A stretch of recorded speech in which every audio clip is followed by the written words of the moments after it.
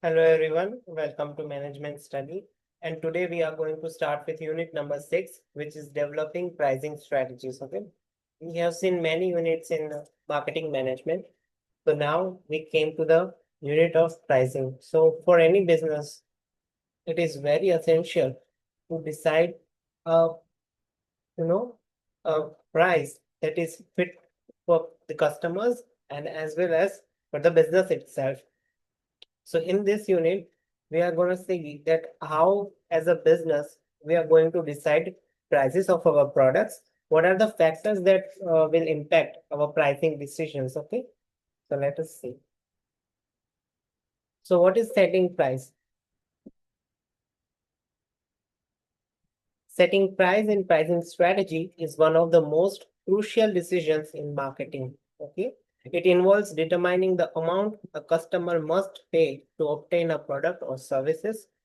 The chosen pricing strategy impacts sales volume, brand perception, market share, and profitability. That is clear to us. When we decide a price for our product, it definitely impacts the sales volume of that product, the brand perception of that product, what customers will think about that brand. Is it a very expensive brand or is it a very cheap brand? What is the market share of the brand and what is our profitability? So what are the key steps in setting price? Okay, so here is the pricing strategy process which determines that what are the key steps that we need to follow while determining prices of our products. So first is profit oriented. Okay, so in this strategy, our goal is to maximize our current profits and to earn our return on investment. So in profit oriented pricing,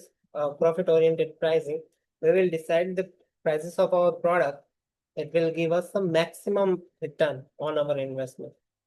Then second one is sales oriented. In this, we want to increase our sales. We are not focusing on our profit side, but we will focusing on revenue side. That how many of our products are sold in the market to gain a market. Then there is a status quo which maintains existing prices or match competitors' pricing. Okay, whatever competitor are offering, that the same thing we will offer and in that same price bracket. So that is status quo. And then customer value oriented. So we reflect what customers are willing to pay. Okay. So that price will be customer value oriented price that will be different for different customers. Now, what we can do is, despite determining pricing objective, we can assess the demands in the market. We can understand customer needs, what are their price sensitivity, what is the elasticity of demand in a market, which is the economics concept. We can use surveys, we can use A/B testing, we can use historical data to estimate demand of various price points or at at price points that customers are willing to pay. Then we have to estimate our cost, okay, cost of production, which includes fixed cost, rent of our factory, salaries of our employee, plus variable costs like material and shipping and logistics. We have to ensure the price covers total cost and allows profit. So let's say if I developed a product, it cost me 100 rupees, then after covering my cost, which is 100 rupees, I need to add the profit margin for myself, which is 10 rupees. So the overall price of a product is 110 rupees. It is not 100 rupees. Then we have to analyze competitors' prices. We need to benchmark against direct and indirect competitors. We need to decide whether we have to set price above, below, or match the competitor's pricing. Suppose if my competitor produce the same product, and I need to check what is the prices of that product. If my competitor sells it into 80 rupees, then either I have to sell it to 100, either I have to sell it to 70, or either I have to match my competitor's prices, which is 80 rupees for a product. Now we have to select a pricing method. Okay. So which pricing method we are going to use, that we will see in this. So there are various types of pricing method. So first is cost plus pricing, which includes add a markup to the cost. As I said in the example of my product, that if my product costs me 100 rupees, then I will additionally add 10 rupees, which is my profit margin. So that is called cost plus pricing. Then value-based pricing, which includes set based on a perceived value to customers, So value-based pricing can be different for different type of consumers. Suppose if you are targeting 8 consumers, then your price is probably very high. And if you are targeting normal consumers, then your prices will be low compared to the elite class. Now, competition-based pricing, which be based on a competitor's pricing that we have seen earlier.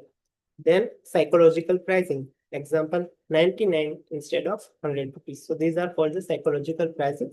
And at various mega malls and stores, we can see this psychological pricing. If we take an example of Zudio, okay, so Zudio is using psychological pricing strategy. If a t-shirt is worth of 400, then they will not sell it for 400, they will sell it for 399. So that is called psychological pricing. Then dynamic prices, which changes price in real time based on demand. Then penetration pricing, uh, initially we lower the price to enter a market, that is called penetration pricing strategy. And skimming prices, we offer product at a very high price and then gradually we lower it over time. So that is called skimming prices. So these are the pricing methods that we will use to, price our product in the market. And after that, finally we decide the price of our products. We can consider discounts, taxes, trade margins, and freight, etc. We can ensure our price will align with brand positioning and customer expectation. Then in the last, after deciding our prices, we are gonna evaluate and adjust our pricing. We will monitor sales. We will see the customer feedback. We will also see about the competitors' pricing, or also we analyze the competitors' pricing model, and we will see the market trends. So at the last, we have to be ready to revise pricing strategies based on performance and market shift. Okay. So now we will going to discuss factors influencing price determination. What are the factors that will impact our pricing determination? So there are mainly two factors, internal factors and or external factors. So internal factors are called within the company factors, and external factors are the external environment.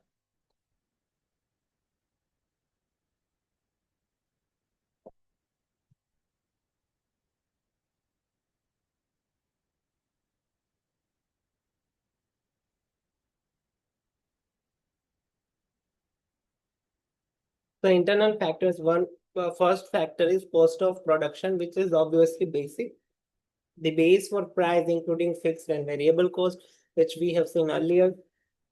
And the second one is price must at least cover cost to ensure profitability.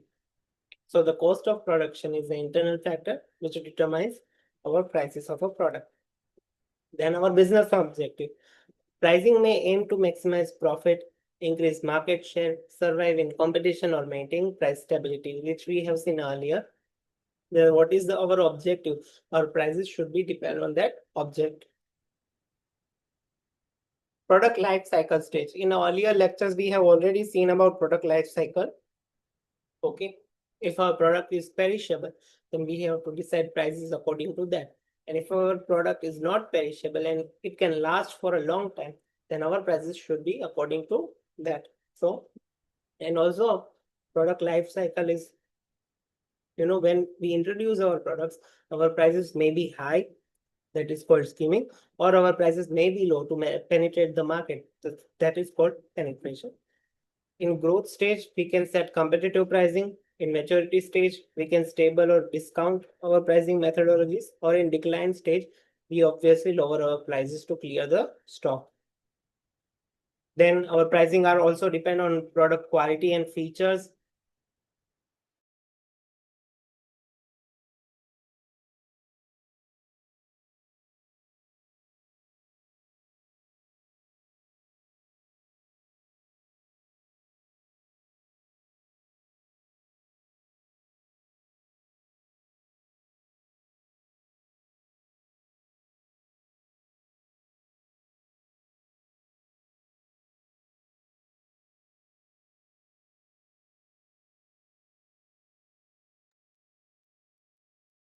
product features and quality. So our prices are also dependent on our product feature and quality.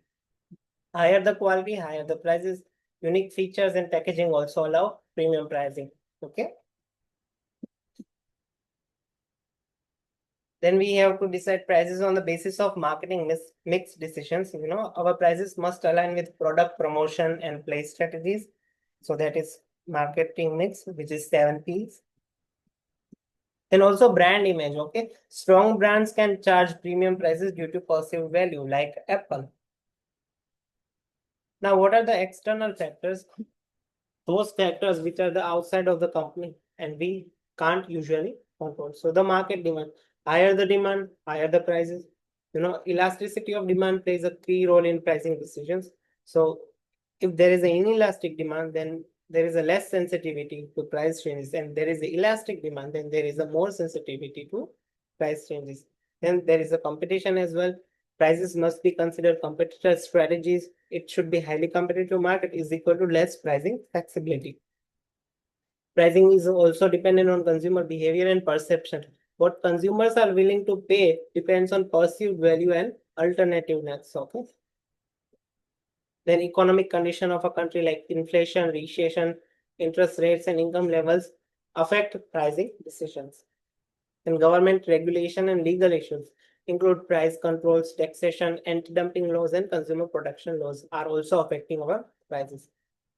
And the channel members, our retailers, our wholesalers, our distributors may influence price through their margins and expectation.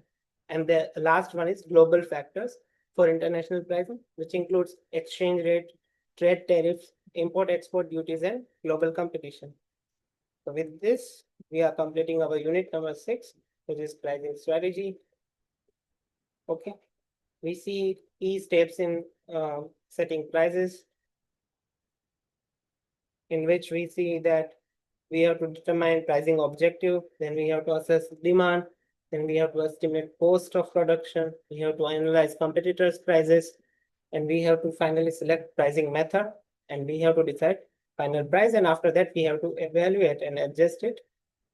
And then we have seen factors influencing price decisions, which includes two main factors, which are internal factors and external factors. Internal factors are those factors within the control of a company, which includes cost of production, business objective, product life cycle stage, product features and quality, marketing mix decisions, and brand image.